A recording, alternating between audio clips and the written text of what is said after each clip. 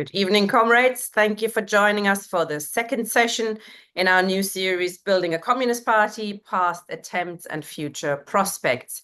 We've had a very good launch last week with about 135 people all in all were in the session, which is great and shows that there really is an interest in this issue, and it's a very important issue for sure, how we organize and how we overcome our differences and what our structures should look like, what our democracy should look like.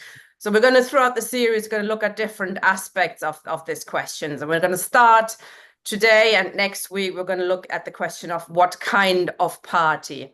Next week, we're going to look at the sort of broad left fronts formations. Today, we're looking at smaller formations, sects in particular, as we called it. Of course, the sects, as we would probably see them, don't call themselves sects. They think they are revolutionary organizations. So tonight, we're going to look at maybe the definition of a sect, what makes a revolutionary organization a sect, what's the problem with that, and what kind of party should we be organizing instead.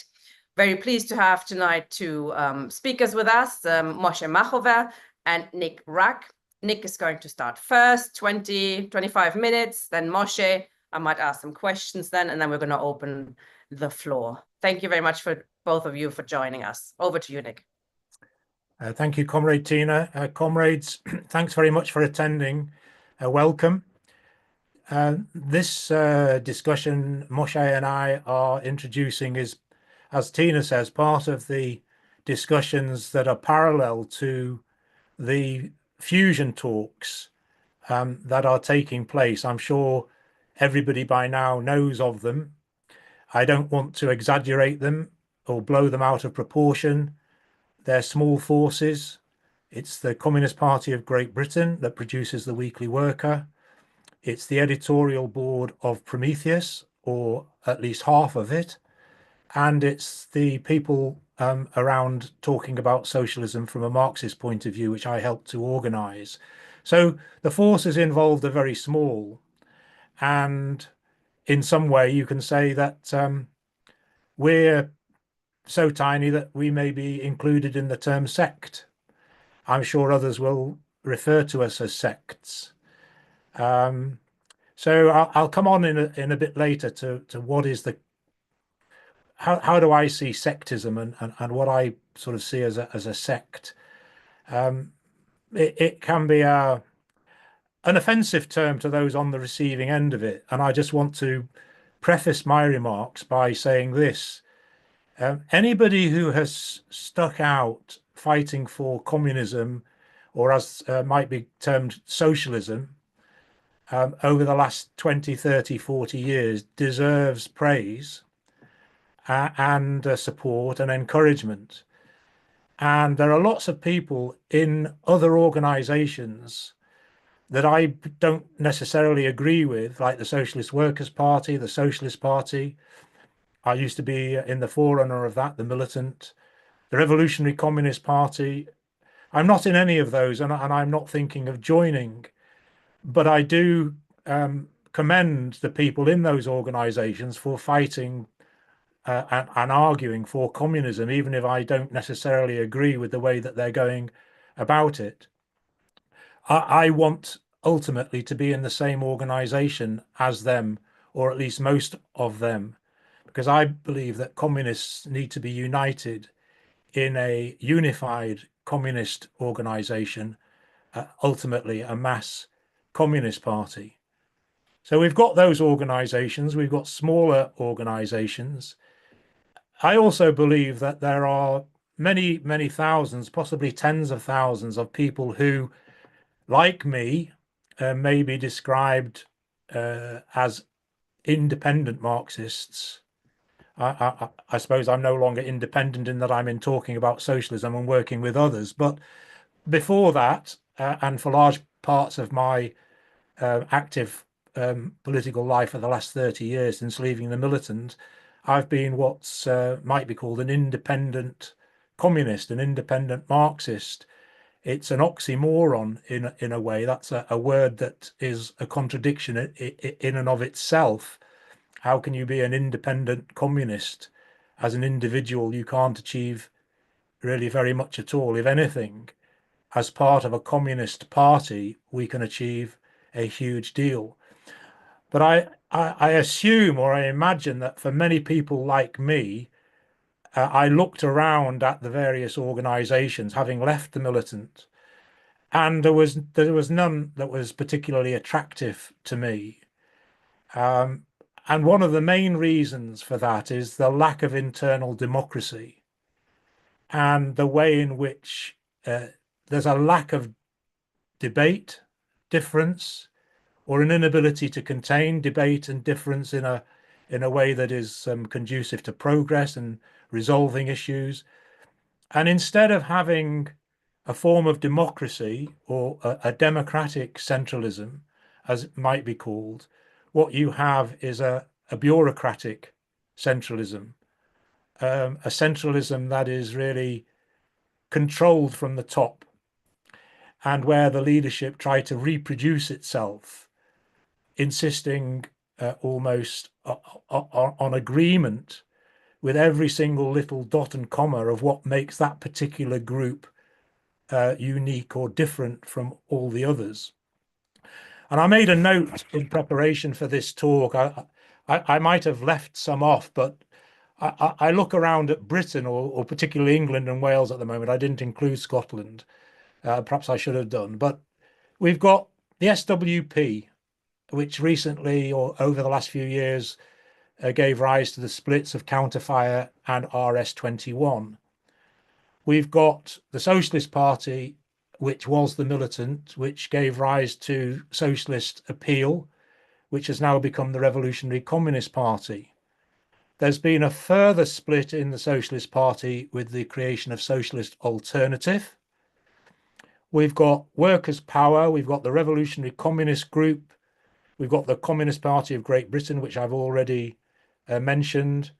And then we've got, perhaps in a different category, we've got the AWL, the Alliance for Workers' Liberty, and I'm going to say Anti-Capitalist Resistance.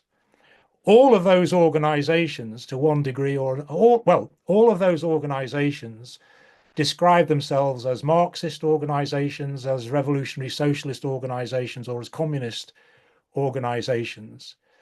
And I imagine that when they use the term revolutionary socialist, they use socialist in the way that I have pretty much used all of my life as a communist, in the same way as communism. That is, socialism, a form of society that supersedes capitalism, coming after the abolition of capitalism, and socialist, anybody who supports that idea of a fundamental break with capitalism.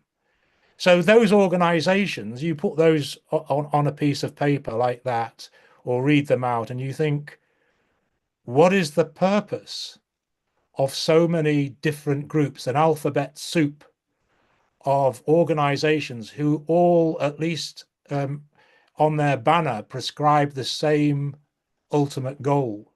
Why are they not in the same organization? And I think that that's a problem that confronts us all. Anybody that wants to see the abolition of capitalism, rather, has to confront this issue of the multiplicity of organizations, all smallish organizations, some more undemocratic than others, but all seemingly have some sort of fetishized preference for an idiosyncratic difference with another organization. Or perhaps the split, the fissure, has come about because of a clash of egos, who's going to be the top dog, and so on. And an inability of these organizations really to contain well-trained, educated Marxists, people who have got a lot of ability, but don't seem to survive or exist unless there's a new organization in which some can be the top dog, or there's some little point that's been raised, which leads ultimately to a split. Those of us that are involved in these fusion talks reject, I think all of us reject that approach. And we believe that anybody that agrees with the ultimate goal of communism, the abolition of the present state of society, organization of society, and wants to replace it with collective ownership run democratically in the interests of everybody rather than for the profit of a few, that we share the same goal, and really, as communists, we should be in the same organization.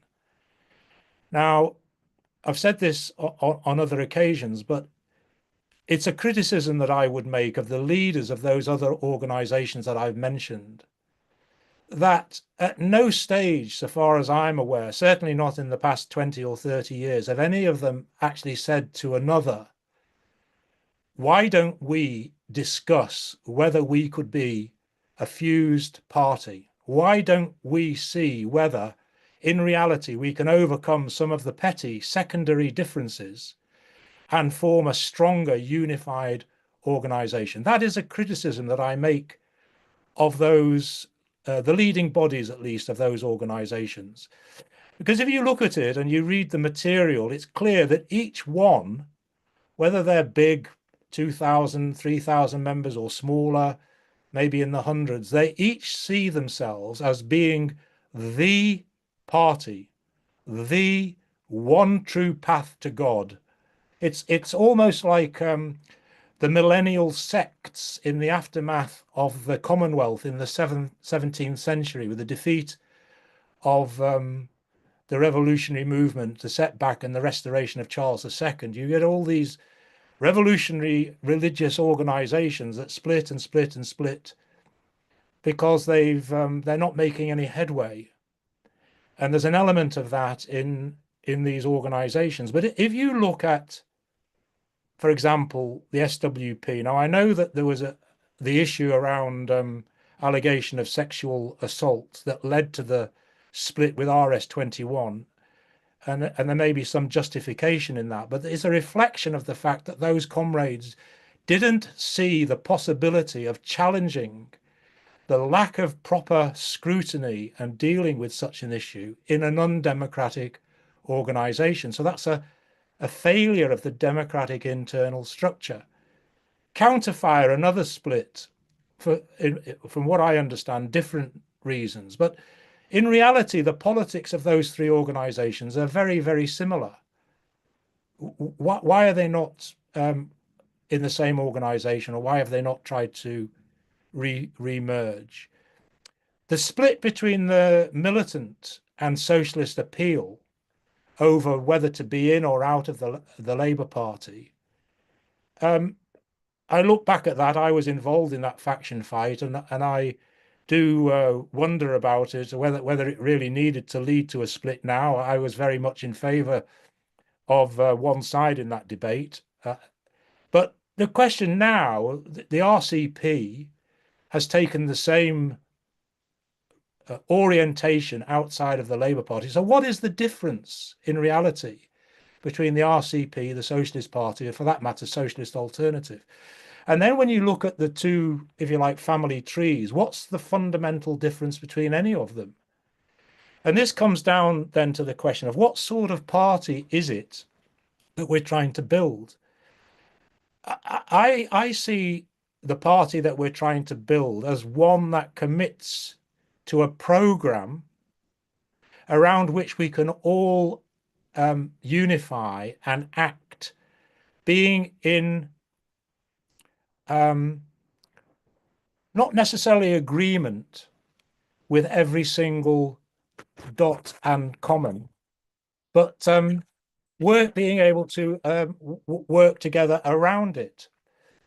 So if there are differences, they should be contained within the party. They should be discussed within the party. They should be opened out in front of the rest of the working class, so that the rest of the working class can make a decision and help to determine how those issues are resolved.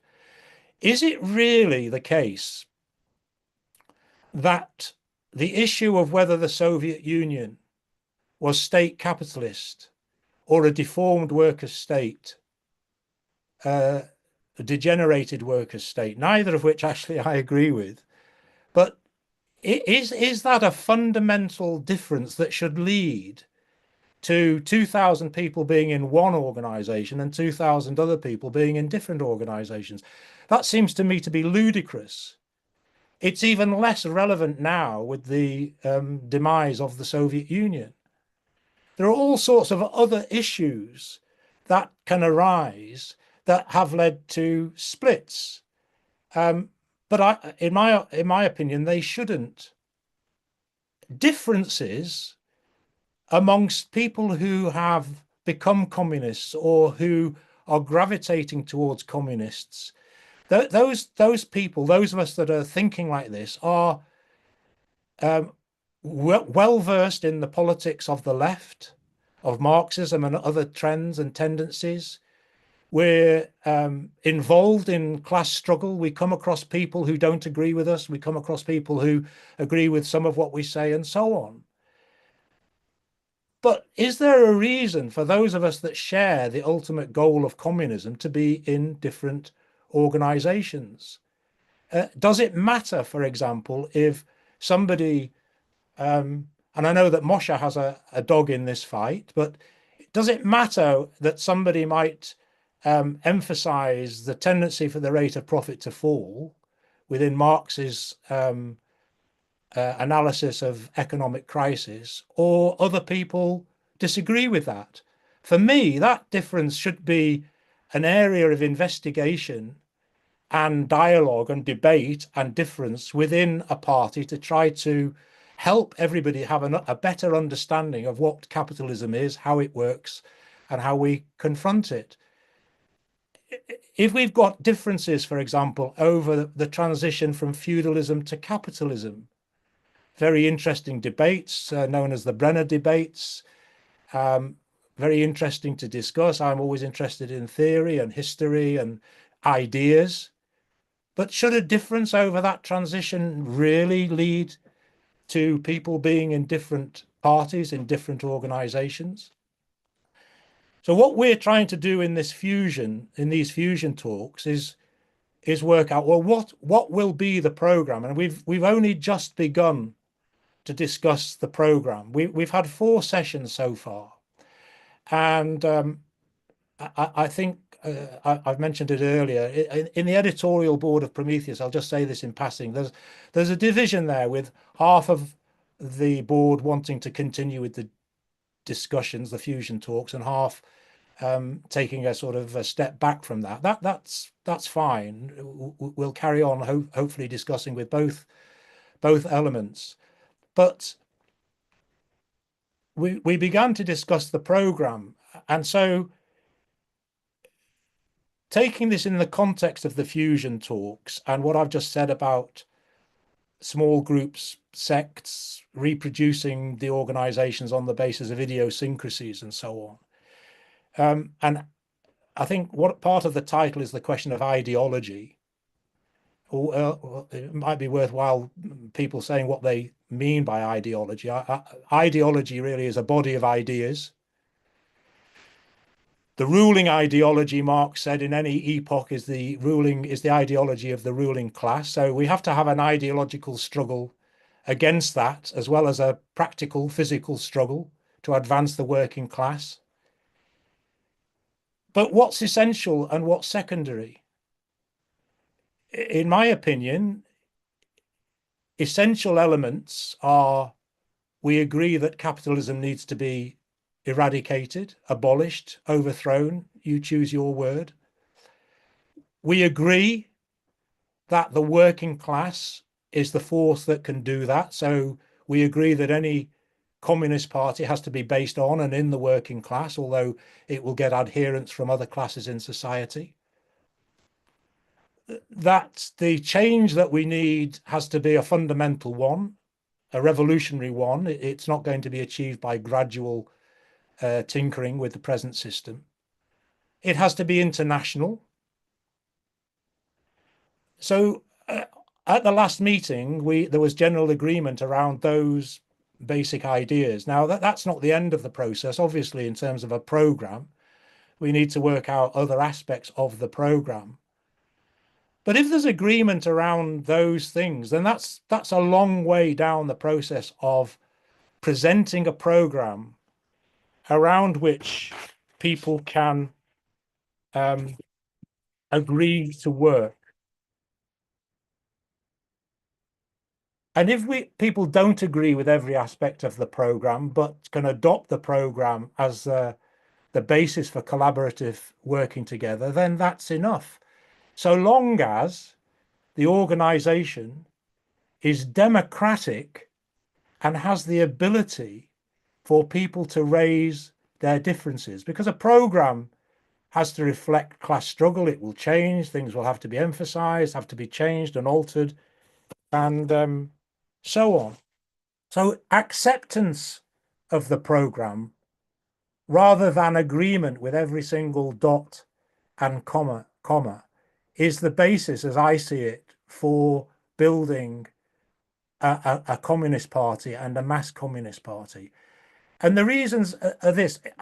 I hope it's apparent that the splits that exist, whether historically coming about or recently coming about, are primarily on secondary or tertiary issues, less important than the main objective that the party should be working towards. And so what we need to do is to try to overcome those differences and create an organization, hopefully with those other organizations, but if not, we'll have to work around them, bypass them, still engaging with them. But the democracy, the internal democracy, means that the organization should not only allow, but actually should encourage people to raise their differences, their concerns, their criticisms, because that's the only way in which ideas can be thrashed out, practical tasks can be thrashed out, it can be worked out in the process of the work of the party, what's the best way of doing things. Errors can be corrected, but if nobody feels able to say, well, we did that wrong, or we didn't get that right, or we shouldn't be doing this, how do we ever correct the errors that we've made? So I would say that it's not only it should not only be permissible to raise a difference, it should be obligatory, and we should create the culture and the internal regimen whereby everybody feels able to raise those points of difference, criticism, and so on. At the same time, my idea of a communist party is not of a loose network.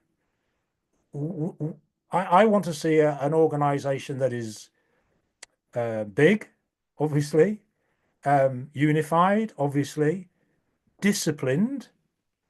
And that means that decisions have to be taken, they should be voted on.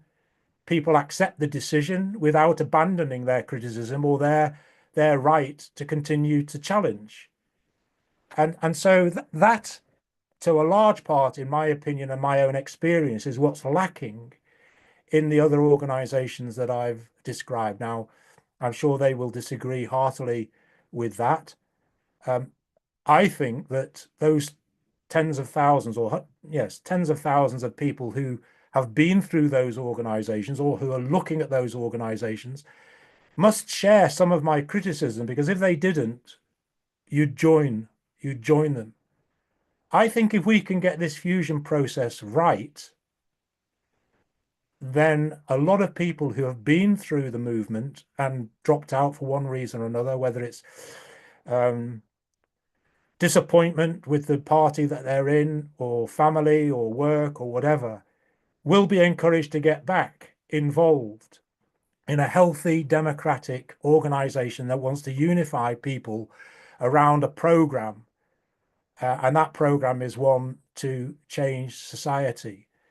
Now, the idea of that mass party and the democratic nature of that party is actually inextricably tied up and emerges from our idea of how society will be changed, because it won't be changed by an individual or a small group or a small self-proclaimed revolutionary vanguard party of 2,000 or even 20,000.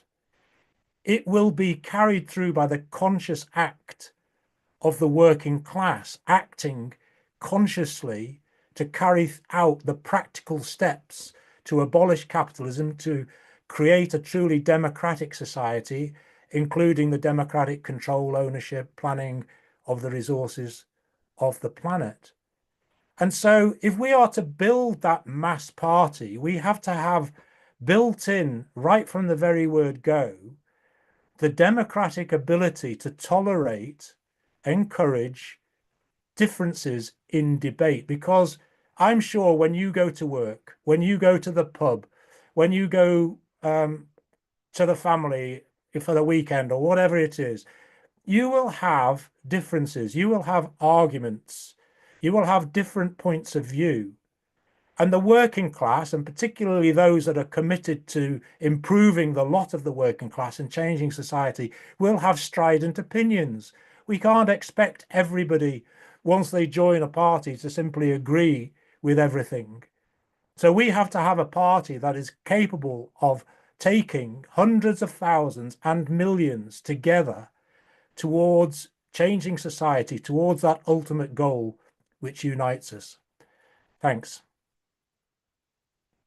Thank you very much, Nick. Well done. I agree with a lot there. Over to you, Moshé. Thank you very much. I'm one of those independents, or at least semi-independents. I'm not a member of any of the organizations that are now talking about fusion. As I think people know, I'm quite close to the CPGB. I've published many articles in their excellent weekly. And I think the main merit of that weekly is that it is an open forum for discussion, debate on issues concerning the struggle for socialism. You don't have to agree with the views of the editorial board or the central committee of the organization. It is open for debate, and I think this is a huge merit. I feel very excited that if the fusion talks come to fruition and result in a fused organization, then almost certainly I'm going to join it. I feel very excited about it. I feel that the part of the spectrum on which there should be a communist party is vacant. Instead of one mass communist organization, you have a mass of organizations, which I don't want to repeat what Nick has said. I agree with virtually every word that he spoke. I think the method of going about the creation of this organization, of this Communist Party, is the right one. There have been several failures. In fact, the various attempted unification of the left that have been tried in the last few decades did not really even promise to end up with a revolutionary Marxist organization, but they were, I think Left Unity was an example of this. They were really an attempt to create a broad organization, a broad front that would be adjacent to the left of the Labour Party. And I think that is the wrong way of going about it. This is not a part of the spectrum that is vacant, that is calling for a new organization. The closest attempt to form something like a revolutionary organization on the left that I remember dates from 2006. I don't know if many comrades can remember the campaign for a Marxist party. That at least potentially promised to result in something of the right kind, but the way they went about it was quite wrong. It started, instead of cautious and patient talks between various groups and perhaps individuals, leading to a consensus about how to form a new organization. Instead of this, it started with a big conference that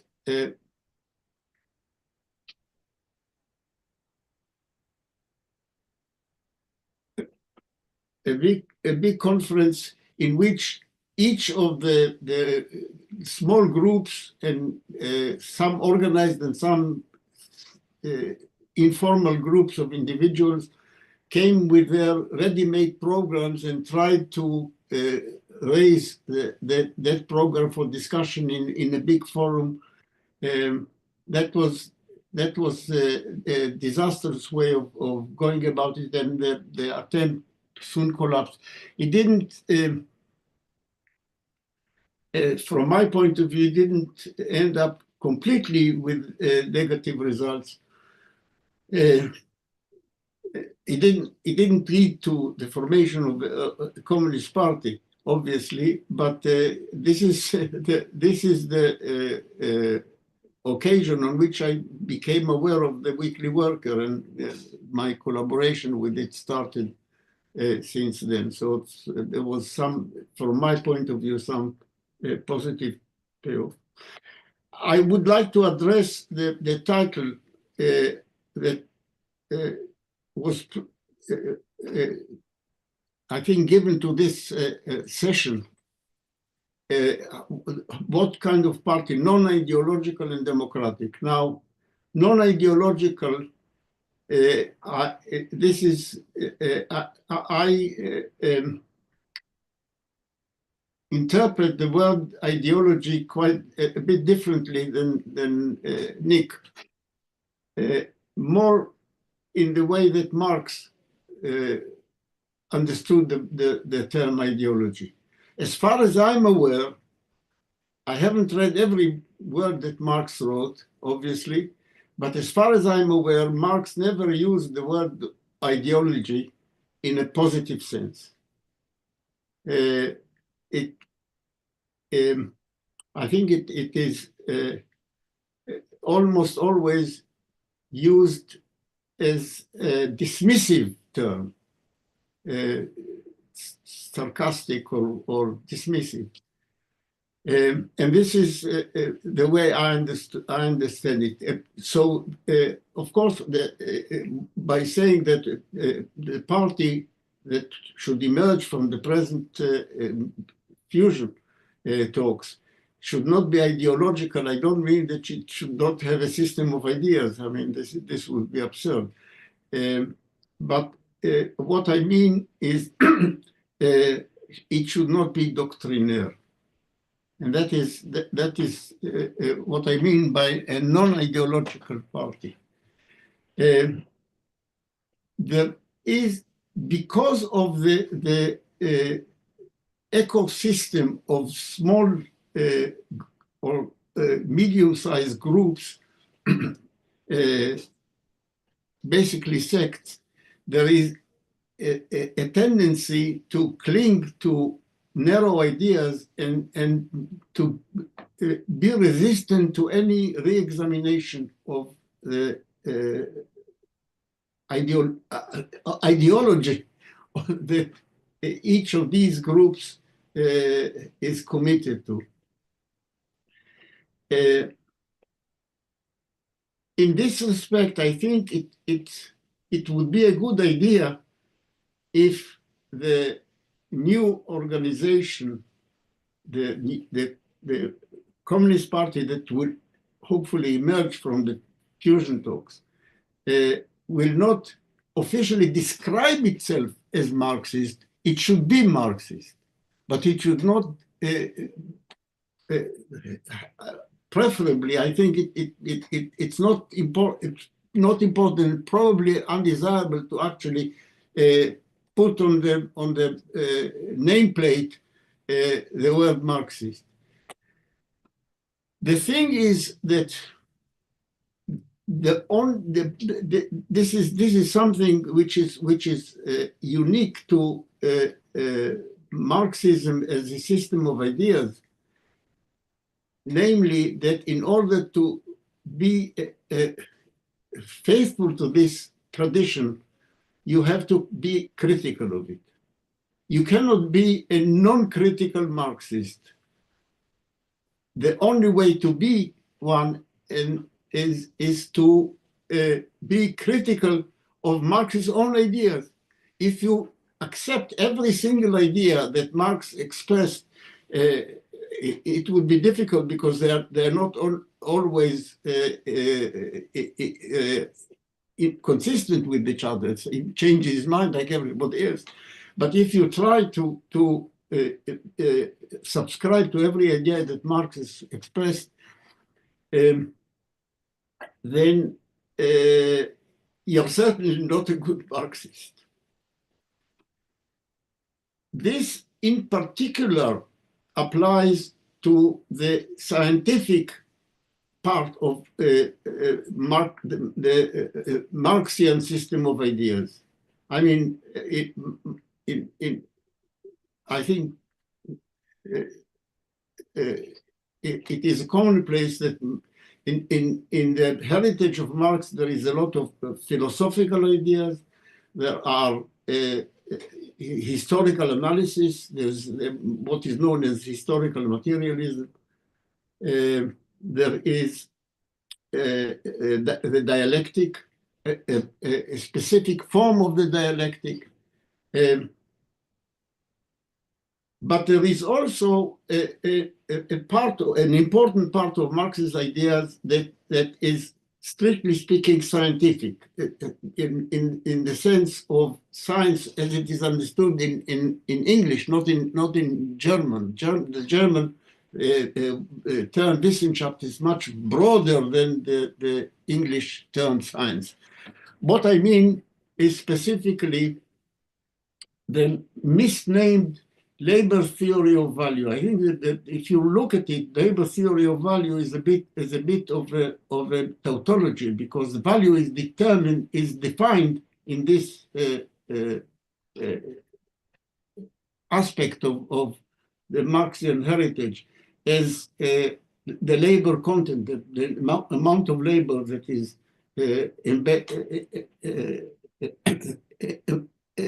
crystallized in a given product.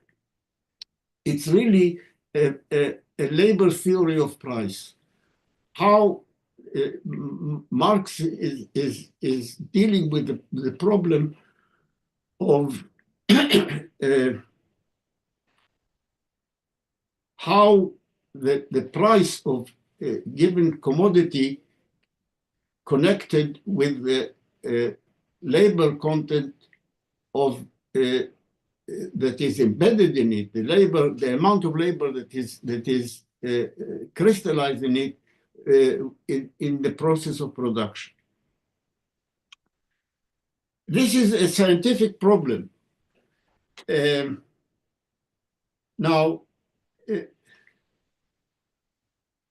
you cannot take the way it is dealt with in volume 1 of Capital and then return to, especially in volume 3, as a textbook for the present.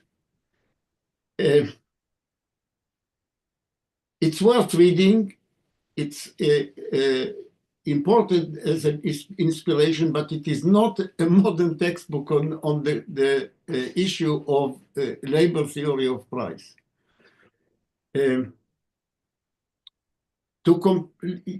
Let me compare it with another epoch-making book that was published about the same time, I think 3 years after the first volume of Capital, and that is The Origin of Species by Darwin. It's a tremendous book. Everyone should read it, but it's not a modern textbook on the theory of evolution. There are problems with it, and the science has marched on since the time it was written. I think the same, to a large extent, applies to this part of the Marxist heritage, the labor theory of price. And yet, I find that people cling to the attempt of Marx to solve this problem, which did not actually end up well. I mean, Marx did not finish dealing with it. He got stuck in a rather complex issue known as the transformation problem, and left the whole issue basically unresolved, and left it to Engels to tie up the loose ends, which he tried to do, but in my opinion, not very successfully. I mean, my comrades and I, Farjun and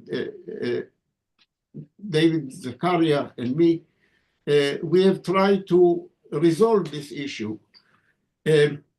Our way of approaching it may or may not be correct, but what I find really disturbing is that people don't want to listen.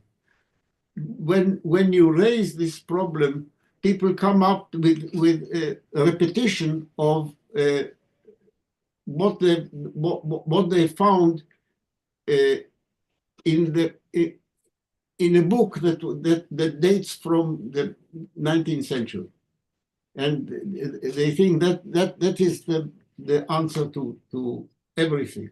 I think an even worse phenomenon results in is discernible in the various Leninist organizations, and mainly Leninist various forms of Trotskyism that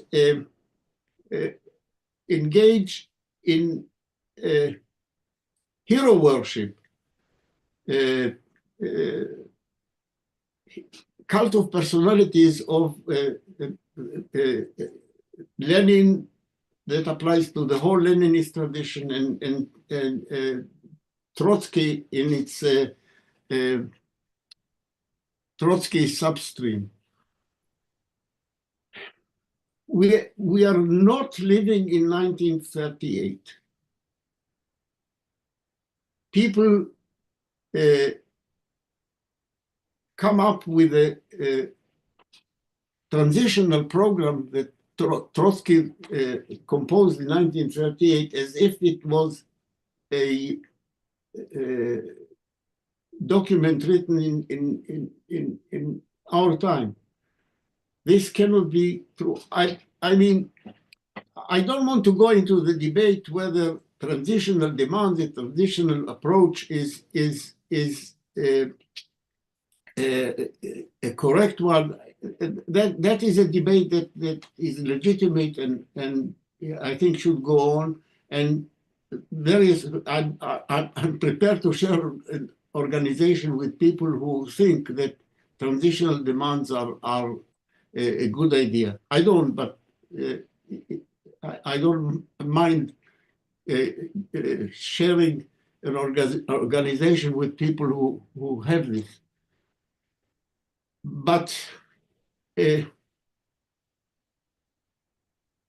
what I find very alarming is that people repeat in the present, in our time, Trotsky's assertion that we live in a transitional period, that this is a period of transition. I mean, the word looked in 1938, it was in a way that it was excusable to express the idea that this is a transitional program.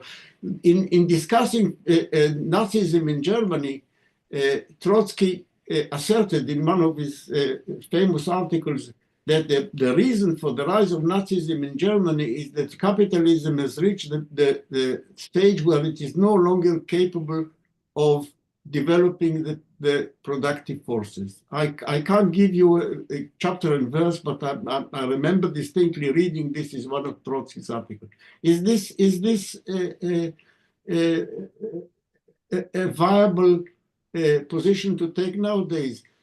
Has not capitalism developed the productive forces since 1938? I think it was excusable for someone to express this idea in 1938. It is no reflection. I mean, we have something that Trotsky did not have in 1938, namely, we have hindsight. Trotsky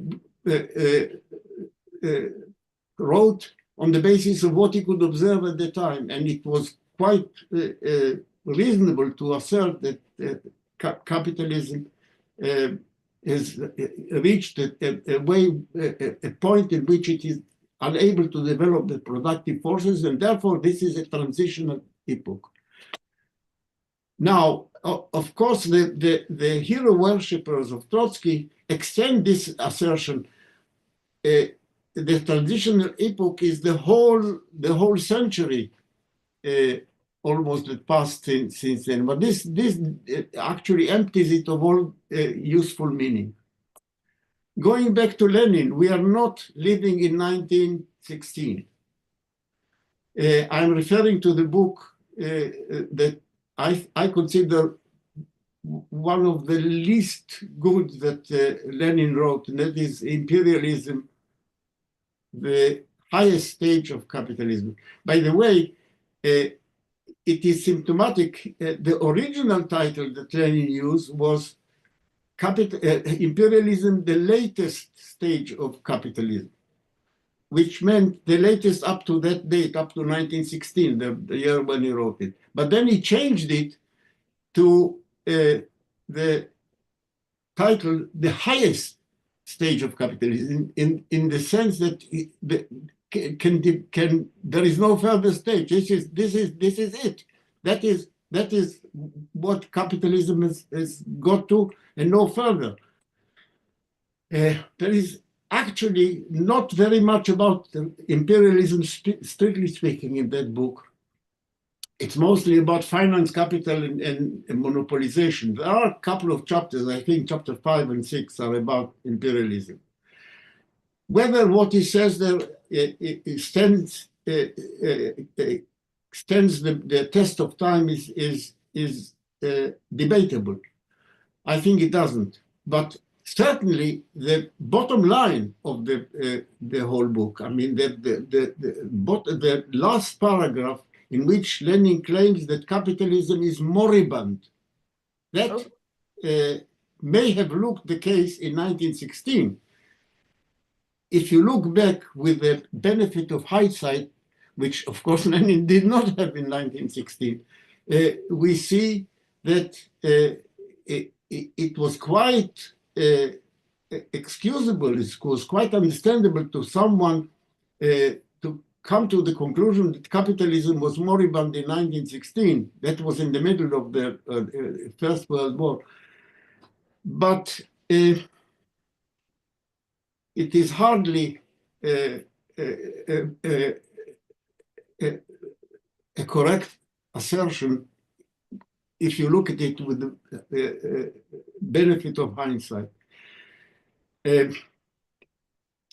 Since I've mentioned Lenin, I think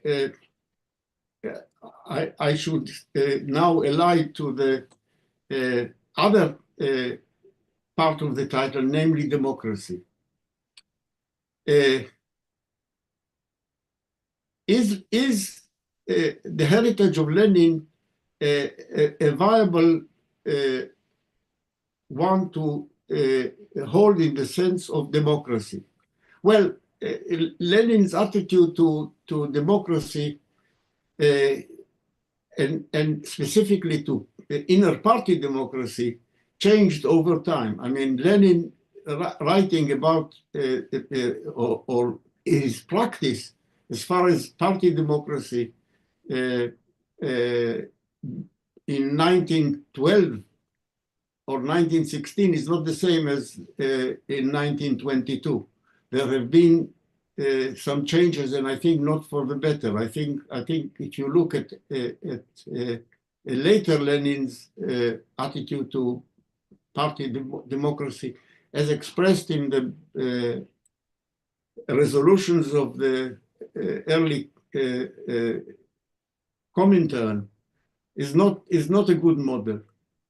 But I think, with the benefit of hindsight, we should also examine Lenin's attitude to democracy in his better time. That is to say, in the period quite a long time before the revolution of 1917. You find Lenin extolling democracy. I think Lee has the Lenin scholar Lee has reminded us many times that Lenin speaks of democracy and democratic rights as necessary for as air and light. It's absolutely vital. But if you look more closely, I think I find something quite disturbing in Lenin's earlier attitude to democracy.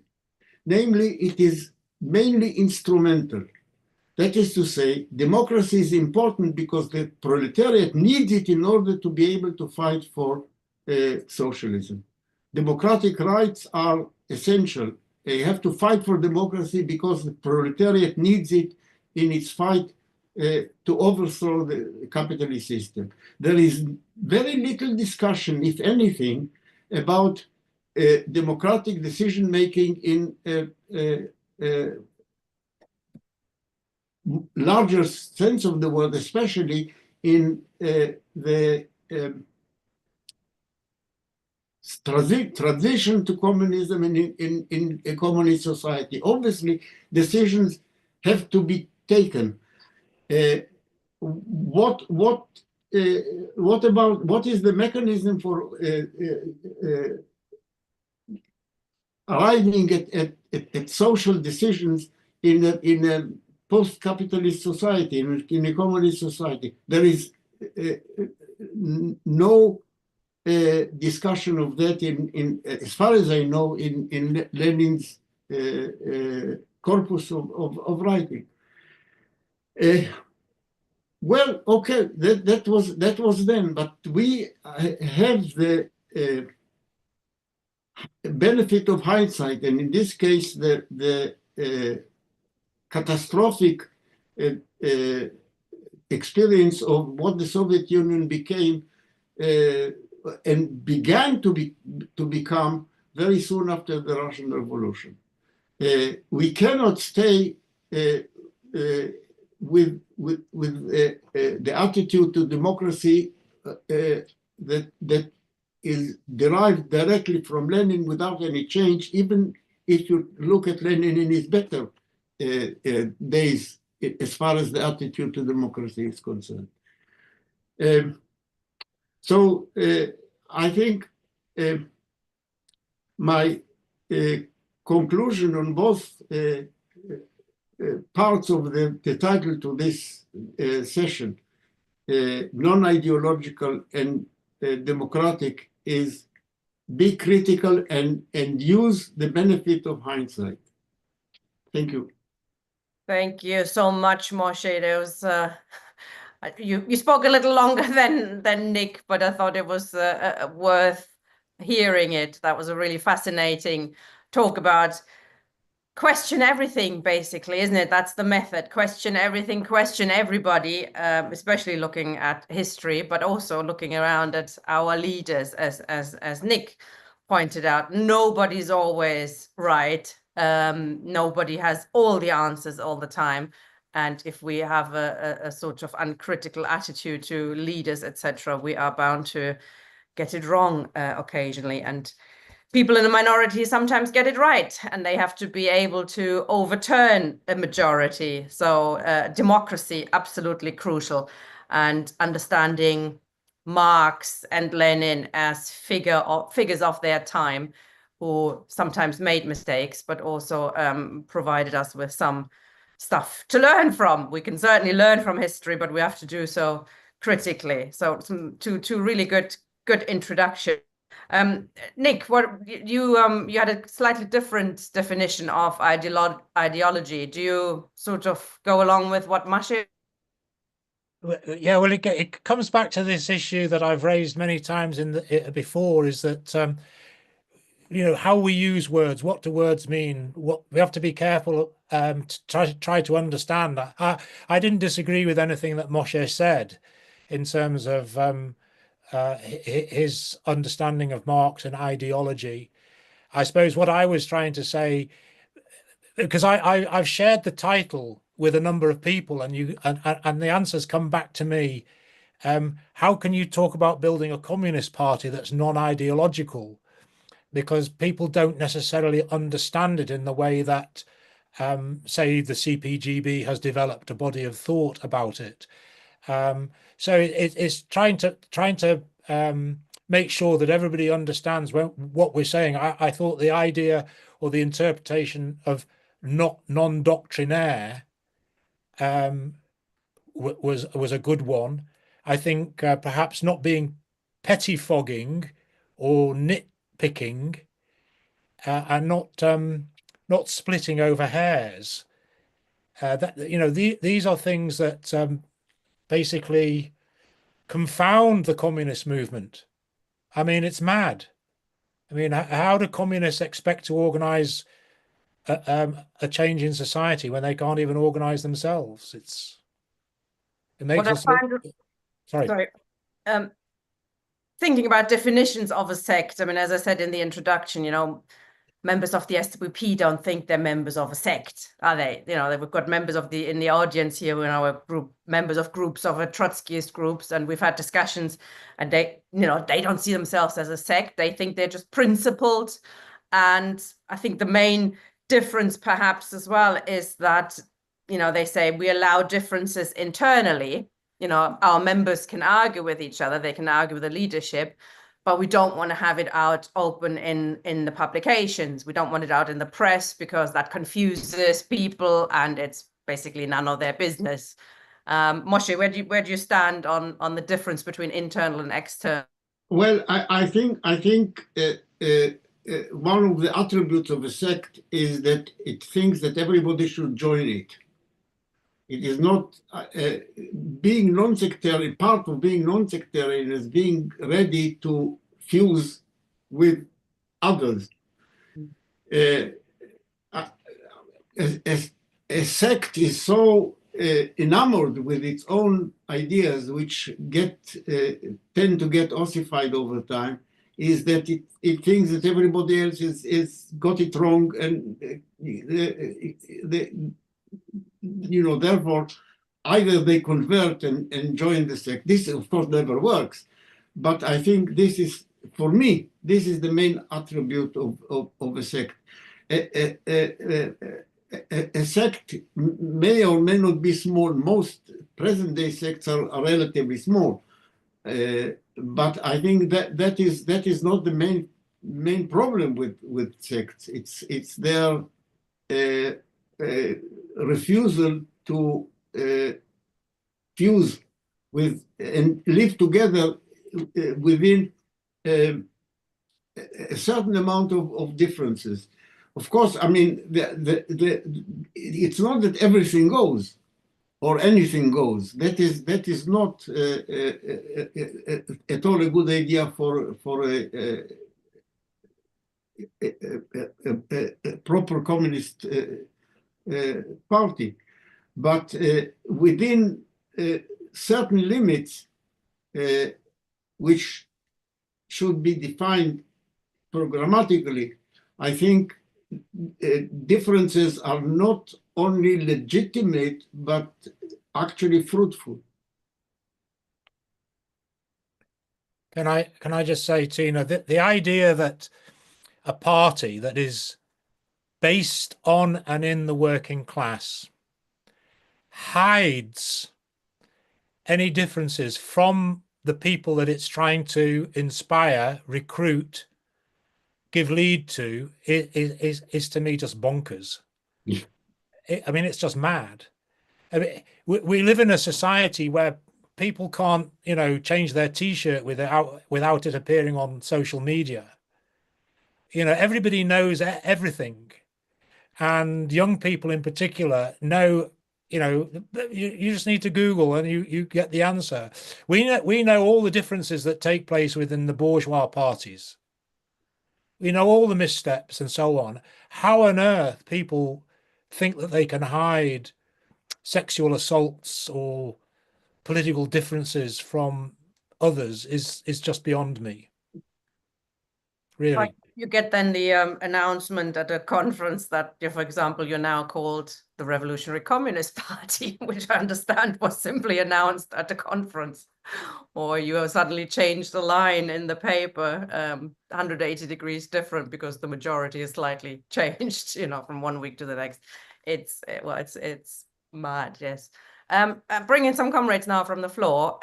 Bob had his hand up first. Hi. Hi, yeah, thank you, Nick. Thank you, Moshé. Very interesting contributions.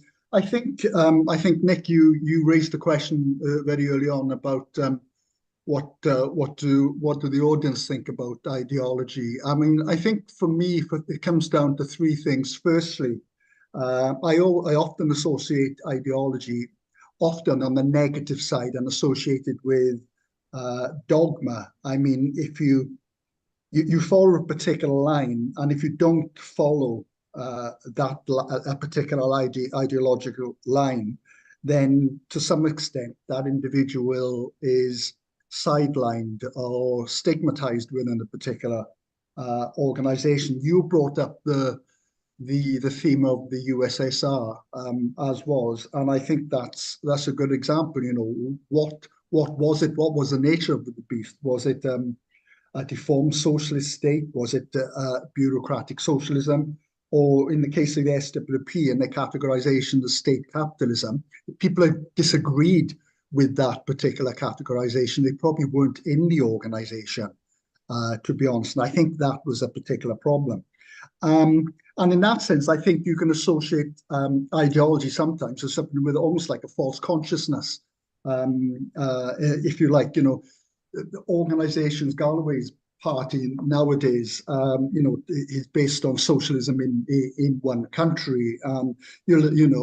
The Labour Party's attitude, or the left of the Labour Party anyway, many would fight for the idea of the road to socialism is through Parliament, and it becomes this sort of idea that that is the way to, and if you disagree with that, again, there's a problem.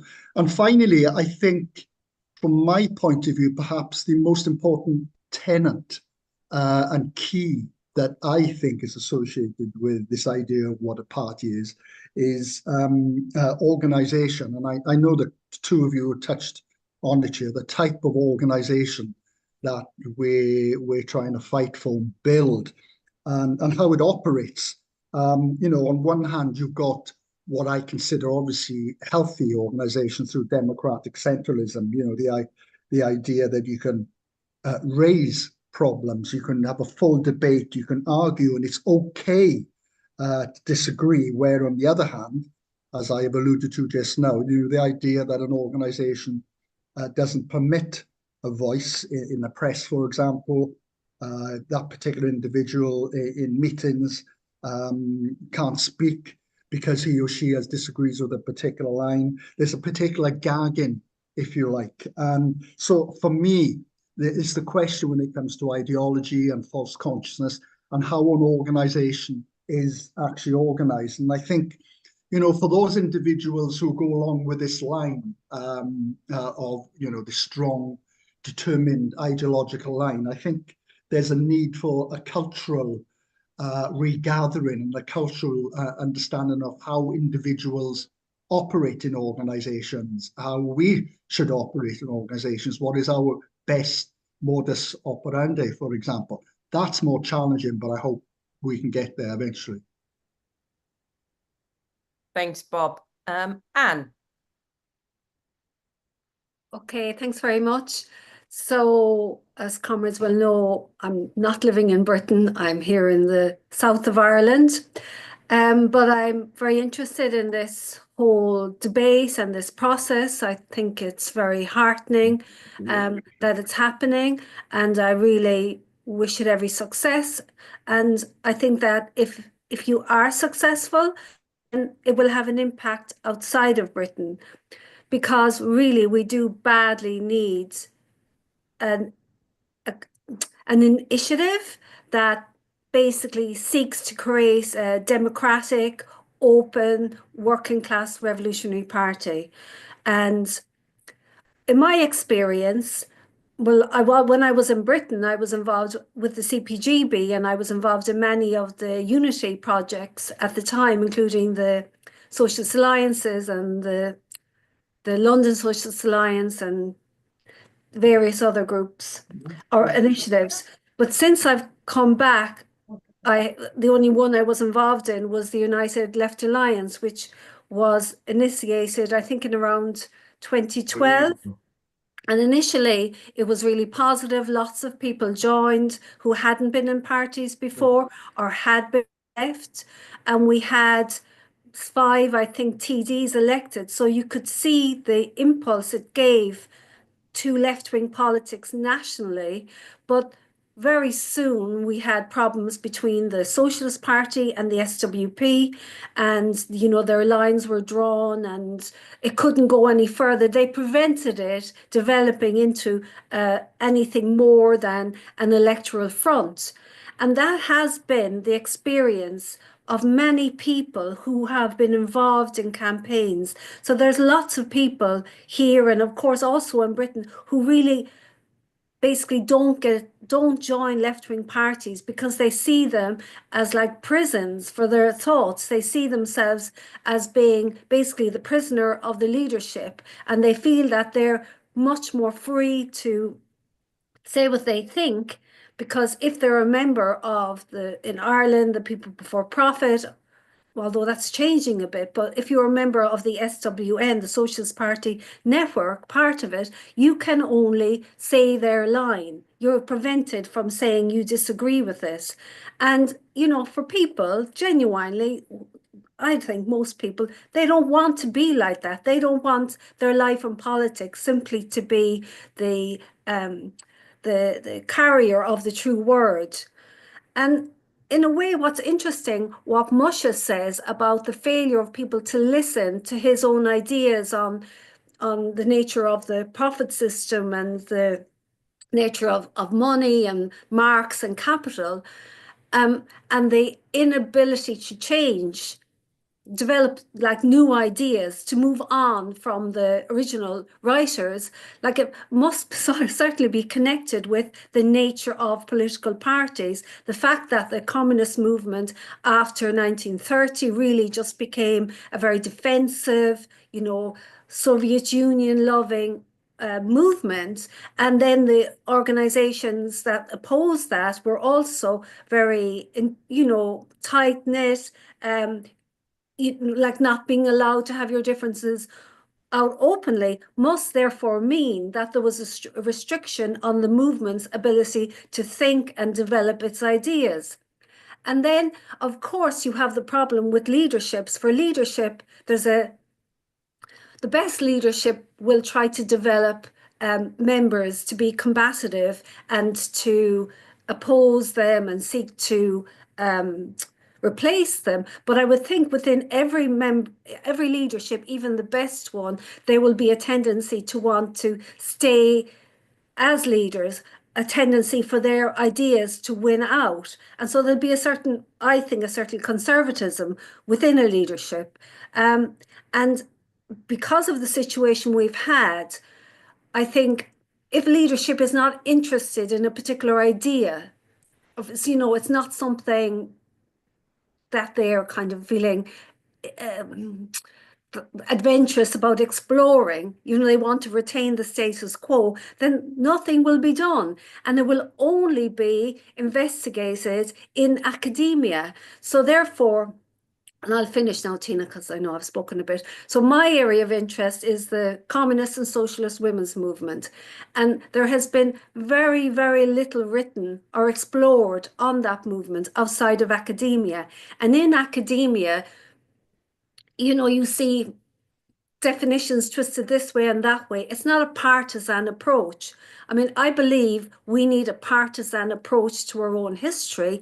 And that doesn't mean making our history suit our own needs today. And it certainly doesn't mean taking the words of Lenin back in 1917 or Trotsky back in 1938 and trying to implement them today, in such an ahistorical way. But it does mean understanding it in context.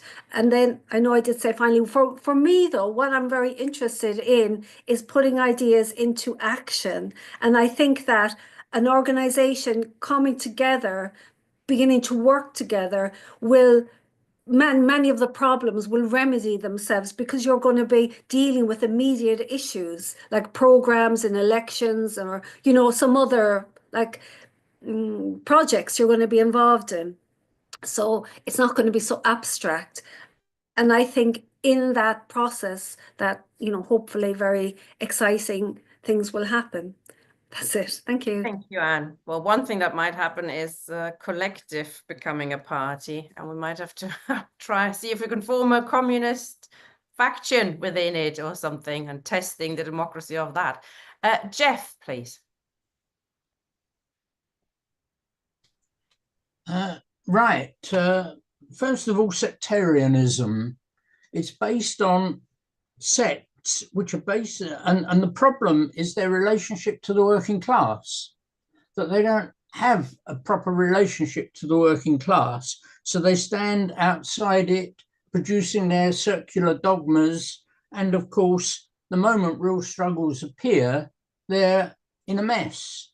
And I think, given across the world, the previous discussions we've had about the economy, our look at what's happening now, we can see that a major crisis is blowing up. And I think this is something that we should pay attention to. Class is the basis of a revolutionary movement, not ideology. Ideology, as Moshé suggested, is always used as a word by Marx as a problem. We don't base ourselves on ideology. We base ourselves on an analysis of the class and its desires and drives and need. That leads us inevitably to be democratic. How can possibly a class in Britain of 60-odd million, across the world of billions, all agree with each other? The mere idea is too daft to contemplate, frankly. I don't like Moshé's idea of pretending to not be Marxist, but really be Marxist. No, Marxism is an ideology introduced in the Second International, not by Marx. And I think we should, in that way, learn more from Marx rather than from the ideologues who followed Marx. And that is a problem as far as I can see. So, a very different view of how a party is based. Thanks. Thanks, Jeff. Not sure it was that different to what our other comrades have said. Peter Kennedy, can you switch your camera on? I really have a problem with the word Marxism. I think I regard myself as my thinking is in the Marxian tradition, but Marxism, I mean, it's not something that was introduced in the Second International. The term was used in Marx's lifetime, and he didn't like it. He says, "I'm not a Marxist." So, I mean, Marx couldn't have said, "I'm not a Marxist," if the term Marxism wasn't used by someone. Yes, I think it's problematic. I think every ism is on at least suspicious.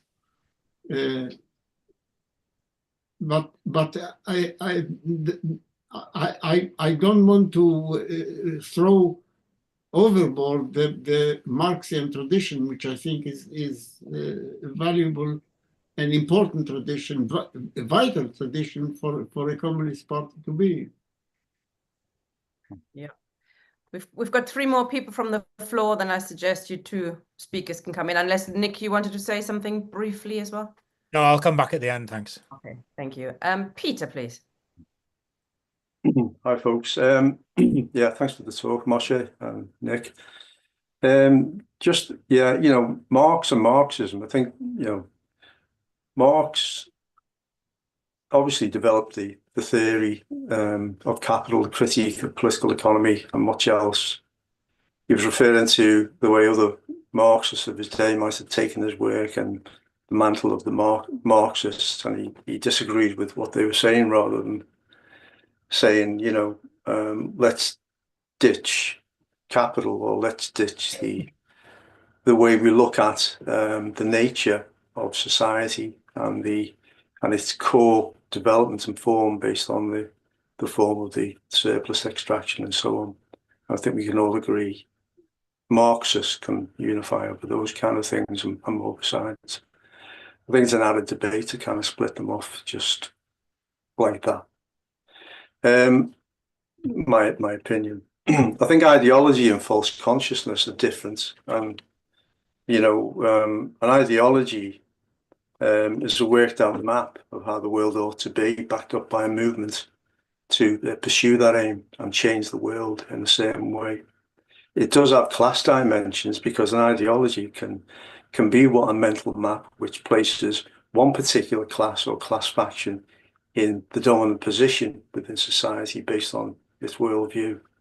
And we see that the way that happens with liberalism, which isn't tied to any one particular class but favours the bourgeoisie. So it's the, you know, there's a kind of complex relationship there that it's neither, you know, yes or no, black or white, and that kind of thing. And if you look at Stalinism, then Stalinism as an ideology because it's backed up by a political movement to put it into place. People who adhere to Stalinist ideas after the fact, after the decline of Stalinism even, maybe, yeah, you know, they come to grips with socialism and socialist ideas and see themselves as Marxists and want to belong to a political party, may have different views of Stalinism, some favourable, but they would be, I would say, false consciousness rather than an ideology. Especially the part of a movement which is has a particular view of Stalinism as being the defeat of the working class, no matter how that's framed in terms of workers' state or otherwise. I think, you know, this is, and you know, the reason why I bring this up is that because I think we should look at the difference between false consciousness and ideology as a mix to understand the differences in unity that Nick spoke about. You know, when it comes to kind of facing other groups on the left, they're not going to go away. They need to be more open. We need, you know, it's to build a mass communist unity, whether you call a party or whatever, a grouping. But that means that we have to work with what we've got. And the difficulty we have with the differences are both false consciousness and ideology. And ideology is the harder thing to kind of budge and move. But I think we have to do it. I think we have to open up and at some point, unless capitalism is going to go totally into barbarism and we let that happen, then we have to find some way of finding a common space.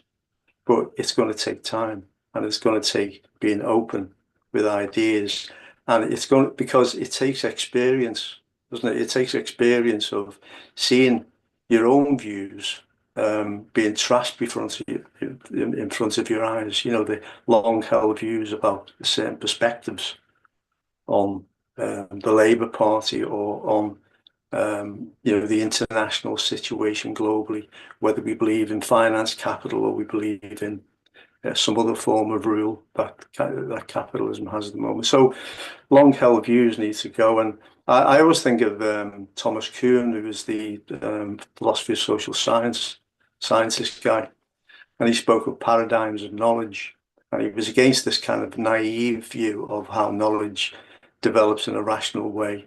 And you know, almost like the survival of the fittest, the best explanation wins out rationally. And he says that's not the way knowledge develops, or programs or understanding of a science develop. It develops in terms of paradigms, groups who have an embedded interest in the overall paradigm of science they're working within, backed up by leaders. And it's more or less two things that make that paradigm collapse. Either the older leaders give way and perish themselves, or something sudden and dramatic happens in the world of the object of study, whatever science that is, and that brings the paradigm to an end, you know. And that makes me think as well about, you know, just how difficult this task is, because I'm speaking of paradigms and saying I'm matching them with sect, you know. So, well, that shouldn't stop us doing it, but I don't think we should. You know, any naivety leads to defeat in the end, and leads to pessimism.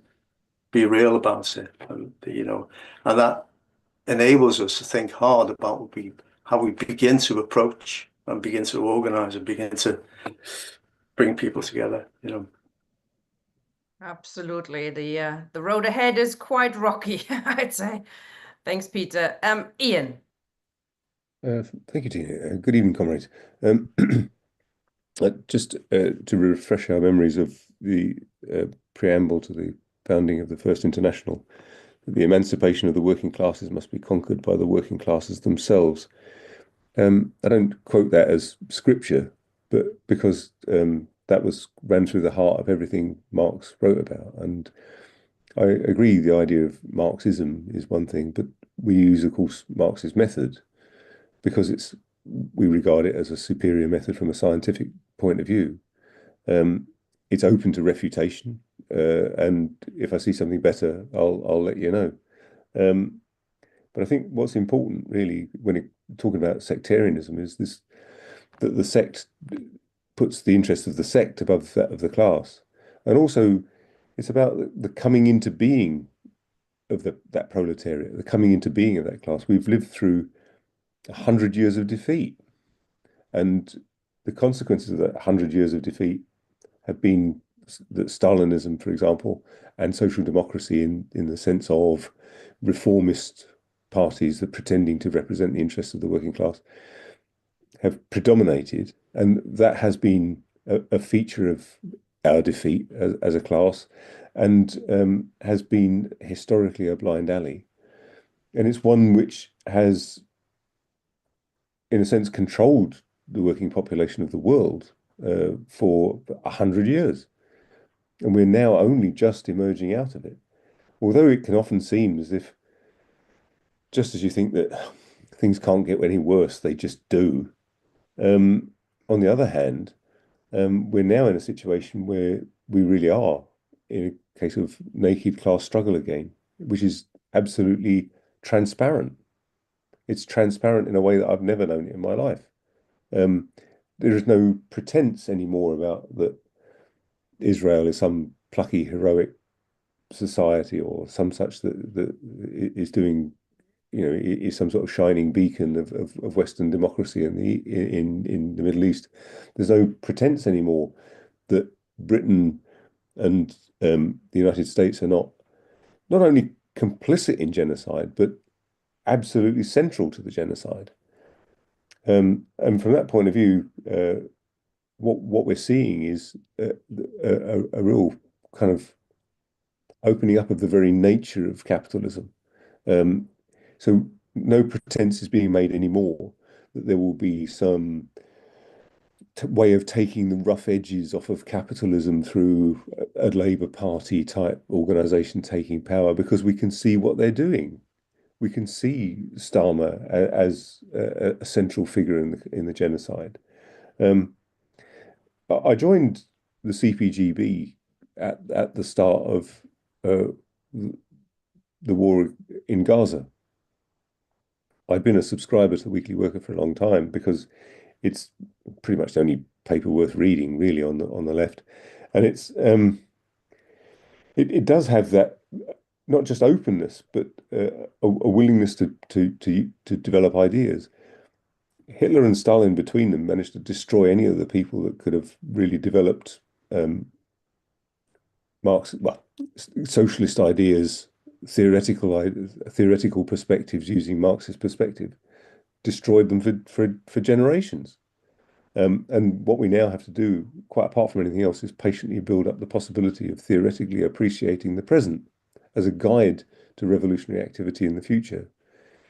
And I think that's one of the crucial factors about the CPGB, and it does have that respect for the theoretical perspective. And what we now need to do is combine it with revolutionary political praxis.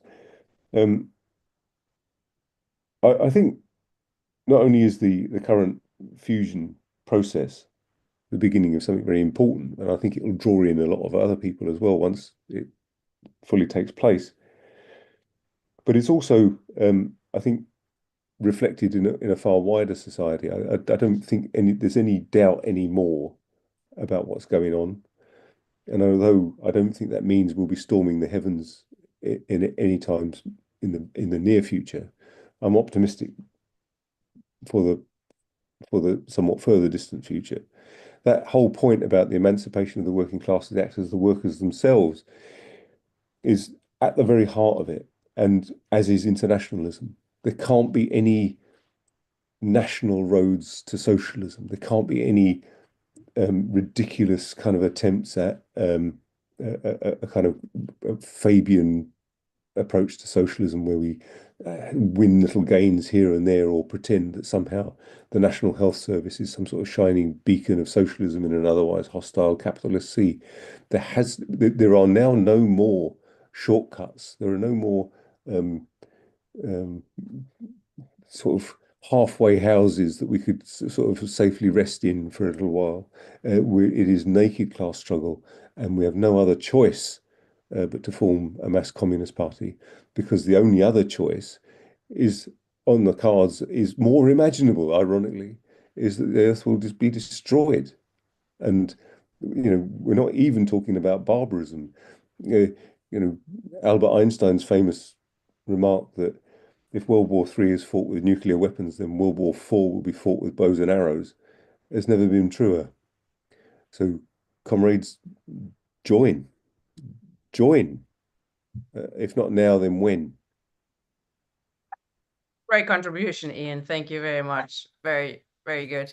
It is quite slightly nice to see. It is very nice to see, actually, that Gen Z, according to a new study recently, is far more radical in their views in terms of, socialism, communism. Yes, they also said they want capital punishment, but I think that's probably a sort of misunderstanding. But they were very keen on, that the old system just clearly doesn't work. And if you're young now and you see, the climate catastrophe, etc., and look at America, look at the governments here, they're doing absolutely zilch. They're not even pretending anymore now to try and do anything about it. So there is some light at the end of a very dark tunnel. Our last speaker from the floor is Owen, and then I'm going to bring Moshé and Nick back in. Thanks, and thanks to the speakers. Yeah, I'm going to address actually something about youth, which I think is an important thing that I haven't seen talked about in this meeting or in last week's. But I think one of the things that has consistently been addressed is this question about kind of ideology and dogmatism and so on. And it seems to me that an important part of that is, or one of the things that's being discussed when we're criticizing sects for dogmatism and rigidity and so on, is an attitude of arrogance, the assumption that because they have their elaborated theories, they have found the truth of Marxism and of society and of socialism. And I agree with comrades that we need to resist the tendency to arrogantly presume that we've found kind of the holy grail of Marxism or of socialism. But I guess my contribution is kind of to bring that spirit into this conversation, and I guess trying to introduce as well a sense of humility about the things that, and a recognition of the things that have led to sects and the sectarian kind of organizational form being so persistent and surviving for so long on the left. And it does seem to me that there are good reasons that sects continue to exist, and we need also to be able to supersede and answer to those good reasons and those actual achievements of sects. It seems to me, for instance, that one of the perennial successes of sectarian groups, formerly I was in the RCP, it's also a long-time success of the SVP often, is the recruitment of young people. And I think that there are numerous good reasons why young people are attracted to sectarian groups. One of them is precisely that sectarian groups are quite good at kind of emanating a sense of confidence. They're quite good at appearing and actually have very strict internal regimes of kind of discipline, high levels of activity, as well as kind of bold messaging and appealing messaging often to young people. And it seems to me that any kind of any project of communist unity needs to be able to address the fact that young people are looking for organizations that have high rates of activity and that can appeal in those kind of direct and bold ways to the energy of youth. And it seems, yeah, and I guess it would. I'd ask the speakers to address then this question of how young people can be attracted away from sectarian forms of organization, and toward this kind of project of communist unity. I think one of the other reasons that sects tend to reproduce themselves and sustain themselves on the left is because democracy is, of course, essential, and I think we're all in agreement about the fundamental necessity of a democratic regime internally in democratic cultures. But there are also practical reasons why democracy needs to be limited. There are necessary limits to internal debate and disagreement and so on, which can at times be exhausting and demoralizing. I think other comrades who've been through faction fights will, I'm sure, testify that internal discussion can often, when it becomes especially intensive, become very difficult to sustain and direct attention and energy away from public work. And there are also, I think, good reasons for groups to operate differently that aren't just about kind of fine points of dogmatism or of theory about like the tendency they rate profits for. It can also be about practical questions about, for example, whether the priority of a communist organization should be in building support in trade unions versus building student groups on campuses versus doing community work and kind of mutual aid stuff. And those are very practical differences and disagreements that any organization, in order to be coherent and united and effective, needs to be able to work through. And insofar as there are persistent differences and disagreements on those questions, it is very difficult to sustain an effective organizational unity.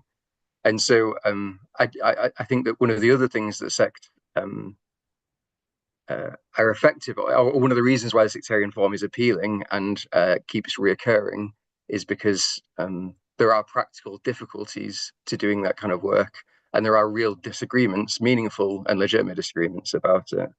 And I mean, kind of on a slightly tangential point, but kind of related, I think the other form of humility that I think is important is precisely this question on the question of internationalism. I think it's important for communists in Britain to recognise how, in many ways, we are relatively marginal. To be honest, if we think about the class struggle as a global struggle, the British working class is nowhere near as central to that struggle as it was during Marx's time. And so questions of international policy, I actually think are still really important, and are, if anything, more important now for the British working class than they have been at times in the past. And therefore questions about, for example, how we characterize not so much the Soviet Union, which doesn't exist anymore, but how we understand and characterize regimes like the Chinese or Cuban regime. These are important for determining the kinds of slogans we might use in all kinds of different situations and crises, which of course we can't anticipate or predict necessarily. But there are, I think, real, meaningful, and like principled reasons why disagreements occur on these questions. And I still don't feel very clear on exactly how it is that a new kind of unified communist group can manage those differences without reproducing the sect form. So there's, I guess, a kind of persistent questions that I've had while I've been listening to a conversation that I've very much enjoyed. Thanks. Thanks very much, Owen. And questions we will be revisiting over and over again, I suspect. Soraya, actually, there was one more person with a hand up. Sorry, Soraya as the last speaker. Hi. Thanks very much. And it's been a very interesting discussion, and thanks to the speakers. Just very briefly, I think the question of whether something is a sect or not doesn't depend on its size necessarily, but the way it operates.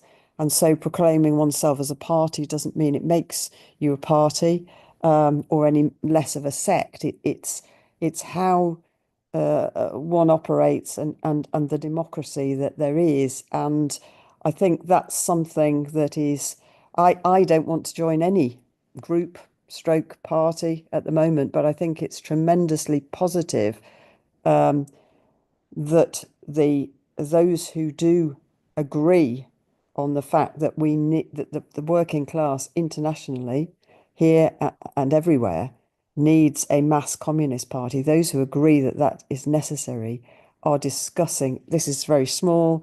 I don't want to exaggerate, but I think it's very positive and is an important step. You've got to start somewhere, not proclaiming that we are the only ones who are trying to start. And I think that the more discussions we have, the more we will find contacts with others, both here and in other countries. And I think it is necessary, just a couple of things that Owen said, it's necessary to have the energy to infuse others. First of all, you need energy because of the class struggle needs it, a lot of it, but also to infuse others. I think that, as I said, that the only way we're going to achieve the destruction of capitalism and setting up a new form of organizing society is by the working class internationally working together, and that includes in whatever you want to call it, Great Britain, the US, UK, whatever. That's a part and parcel of it, and just as in other countries, given the roles of the so-called workers' representatives, be it in the trade unions or in the official, I'm saying that in the sort of long-standing proclaimed workers' parties, just because they aren't performing the role that they should, and in fact are doing the opposite, doesn't mean that we and nobody is saying this, but doesn't mean that we don't need it. So I think the question of democracy is not a question simply of allowing people to disagree and have disagreements.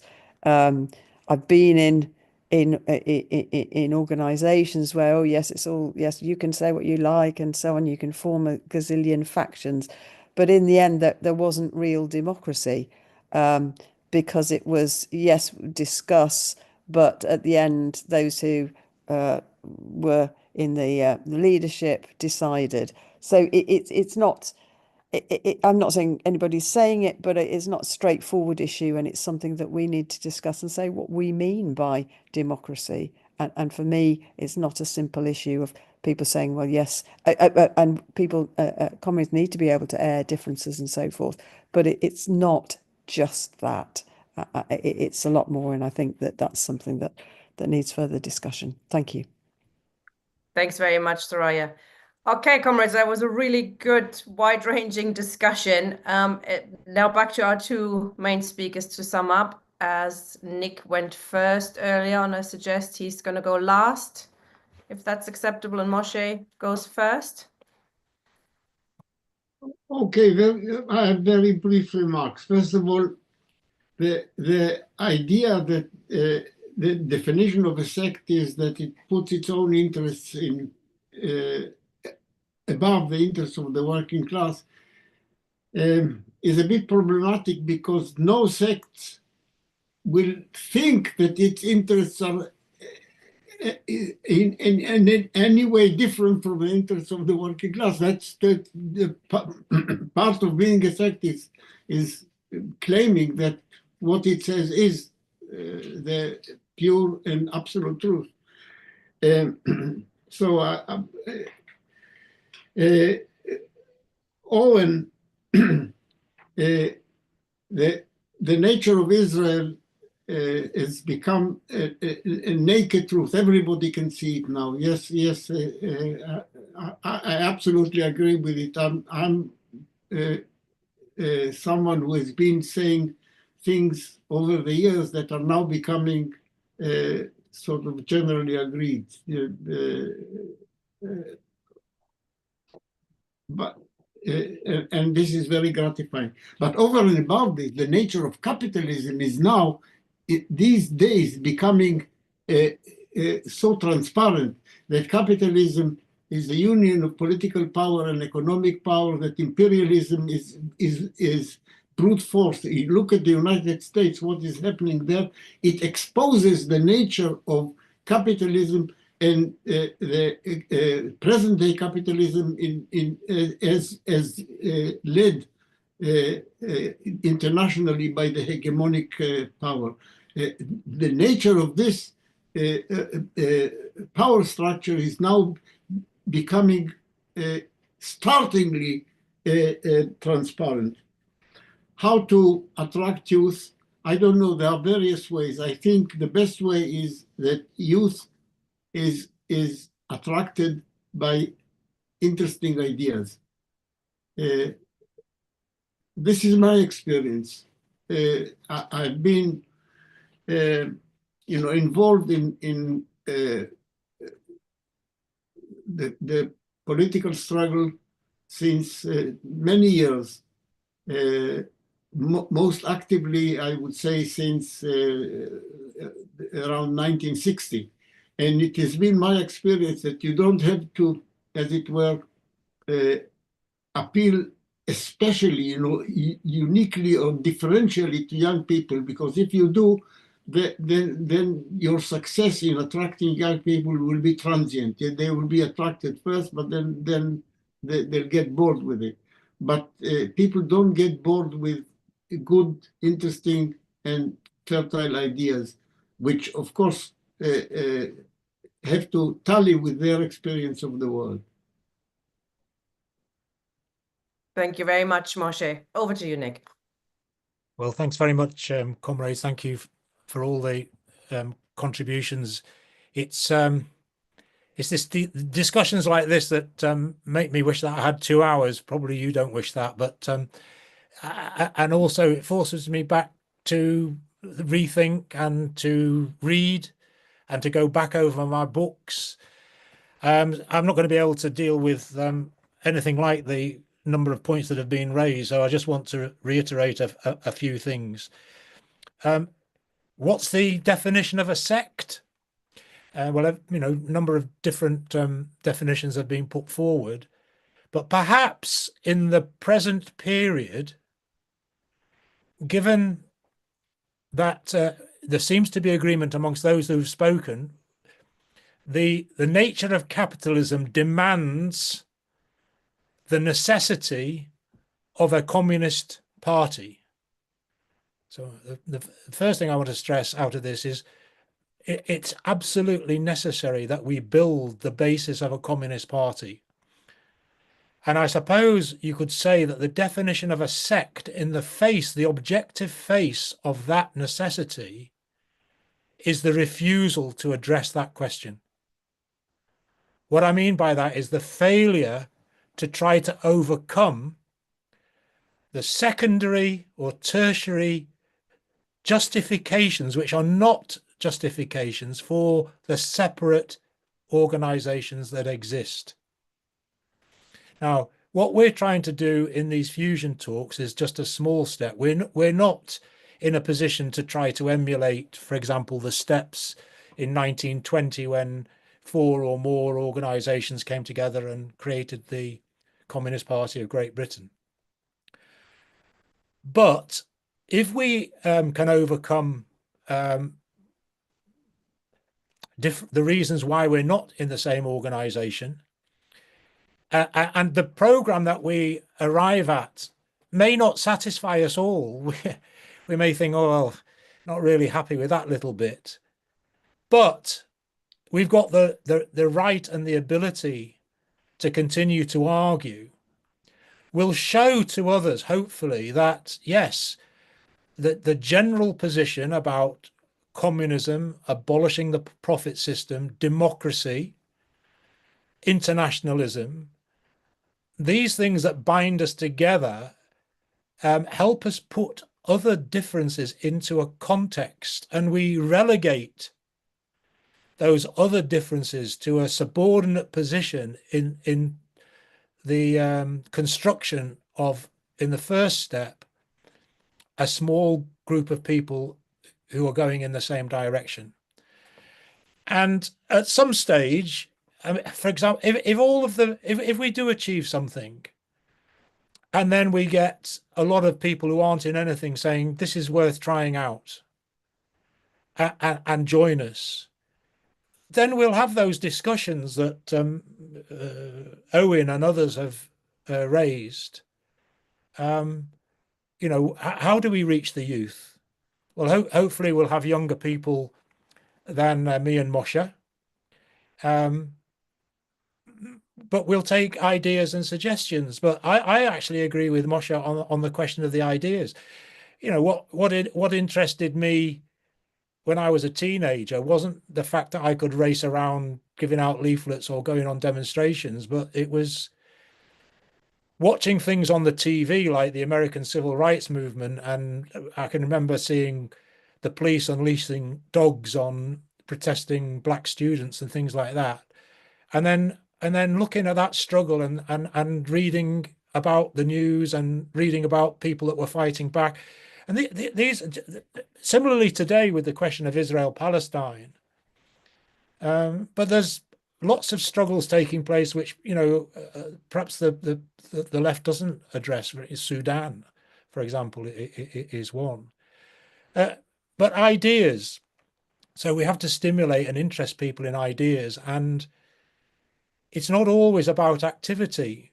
I think a lot of the left who attract people at university, say, and have this diet of constant activity and energy and so on, and it can burn people out. And when they leave university or get a job or get a family, what sustains them? I think that what has sustained me is the ideas, and that's what sustains people through difficult times. So we have to do that. I can't remember who it was, but somebody was raising about, you know, differences over whether you orient towards trade union work or youth work and so on. Well, you know, to have the problem. But the idea that if you lost out on that debate, that you would then go off and form another organization, to me is mad. You know, so what we do in terms of work and our orientation will also be dependent upon what's going on in society, how many forces we have, and so on. And we may make the wrong decision. We may go and orient one place and we review it and we say, well, that was a mistake. We shouldn't do that again. And we've got to find a way of constantly having a dialogue with the class that we hope to recruit into our ranks. On the question of the program, this is lots of good points that have been made, and I agree with almost all of them. It's a question of accepting the program, not necessarily agreeing with the ideology that has led to that program. So we need a program that we can present to the class. The class can tell us what it thinks of it. The advance guard at this stage, we may want to refine it, but the main ideas are there in the fusion talks. It's filling it out, and it would be good if we got people in this meeting and elsewhere to help us in that. But I think the way that we're looking at it at the moment is that it would be the first step is trying to get this group of these small groups together, and then we will decide or work out how we take the next step, how we open it up, and what we need to do in order to recruit new members. I mean, the point is not to just leave it there, is it? The point is to get the hundreds in the first instance, move to the thousands, and if by doing that we cause ripples inside the working class, inside the trade unions, inside the student movement, but also inside those other organizations. If you're in the RCP and you've just launched yourself a year ago or whatever it was, and you've proclaimed that you're going to recruit 2,000 members in the first year, surely there must be a discussion about why that hasn't happened. If they see that other communists like them are getting together, then maybe some of those members will be saying, well, why don't we take up the offer of unity discussions? Why not? And the leaders can say, oh, these sects, because I know I can just visit it now. I've heard it so many times. These sects on the fringes of the movement, and they're talking about us because they are the one true path to God. People will open up the discussion and say, well, why can't we all be in the same organization? I'm not suggesting at all that it's going to happen overnight, but it's necessary. And if we're going to achieve anything, we have to take the step, and it will be difficult in the first instances because people will say to us, oh, this organization's much bigger, that organization's much bigger. But the question of the democracy, the ability to have the debate, the ability to be confident enough to present our ideas in public and the criticism, and to open it up and to be challenged, and to say, well, we've got members and this member says this and this member says that, and we have it in the pages of the party press, differences, then that is something that I don't think any other organization does. Not in Britain anyway. So that will be really important. That will make us different. And I think, as I said earlier, it's a reflection of the different concept that I think we share about the nature of the revolutionary transformation of society. This idea that it is the working class itself that has to make that transition. It has to take power. It won't be the SWP or the RCP or the SP riding a tidal wave and sort of being catapulted from the surf into Downing Street. It won't be like that. The first question is, well, what do you do about elections? Do you have elections, or do you just sit there as an incubus? Because if you put yourself to the elections, not everybody will agree with you.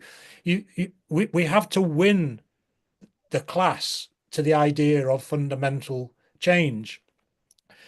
I just want to finish with this last point, just for consideration, and it's really addressing the members of other organizations to reinforce a point that is important. We've got collective. Tina's mentioned it. Collective is discussions. Basically, it's the prerogative of any political grouping in society to form a party, and this is a grouping of what I would call left reformist social democrats, people that want to manage capitalism rather than end it, coming together to try to get a few MPs into Parliament and be the left alternative. It's a form of liberalism, in my opinion.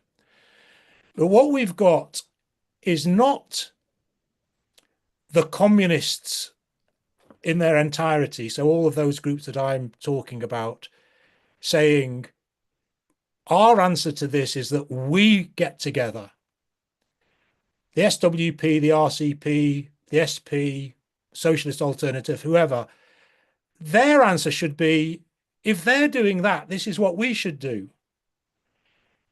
And they should be part of what we're trying to achieve. But what they're all doing, if you read their press, the Socialist Party is, as I understand it, involved in the collective discussions, just as they have with Tusk, because they see that they are the revolutionary party and they can recruit from what goes on in collective.